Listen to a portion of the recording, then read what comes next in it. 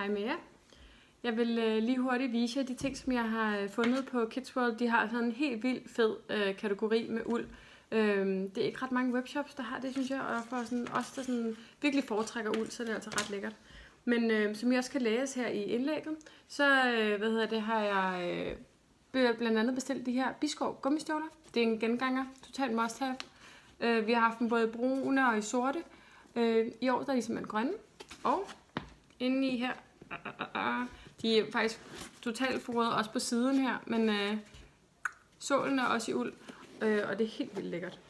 Biskov er ellers kendt for at være sådan lidt smal i det, men den her er faktisk super bred til, i hvert fald bred nok til Arthurs virkelig brede fod, så de kan klart anbefales. Så går de tilpas højt op på læggen, men de er ikke sådan, de er ikke stive i det her op, så de går ikke op og gnaver op i knæhæsen, som jeg ellers synes, at hvis man har nogle børn med sådan lidt små, tykke ben, ligesom deres mødre, så er det rigtig praktisk. Arthur og Wilhelm har altid i hvert fald det inderste sæt på af uld. Altså Wilhelm har faktisk fra top til tå. Men Arthur har altid undertøj på, undertrøje, underbukser og så en bluse. Så jeg har også fået nogle nye af de her, som vi bruger sindssygt mange af. Især lige nu her, hvor vi er renlighedstræner. Men han er faktisk god til det. Nå, men de her, de er brede nok i elastikken, og de har en blød elastik til hans lille tykke mås. Og så har de den her fine knapdetalje Ludwig stille.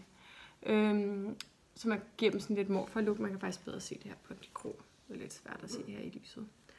Og udover det, udover hans lille uldundertrøje også, der passer til underbukserne, så har han altid sådan en basis langærmet t-shirt. Der fandt jeg den her på Kids World i brun uld fra Joha. Også med super fine knapdetaljer. Ellers synes jeg næsten aldrig, det er svært at finde uld med print, som er pænt. Eller en eller anden fin detalje. Der synes jeg, den her er super sød. Så helt vildt glad for. Det er faktisk ikke for at være spæltmoragtig, at jeg har den her kærlighed til uld. Jeg er lidt spæltmoragtig, det ved jeg godt. Det har vi ligesom været omkring en hel del gange. Men jeg synes faktisk helt klart, at uld er det nemmeste at arbejde med. Det sikrer, at børnene altid er tørre og varme. Fordi de bliver simpelthen så våde, fordi de har det så varmt i bomuld. Ja, uld er varmt, det ved jeg godt, men det er altså også lidt kølende, og alt det har jeg skrevet meget mere om i det her indlæg, det kan I selvfølgelig læse meget mere om, og det handler også om, hvorfor vi bruger det om sommeren også.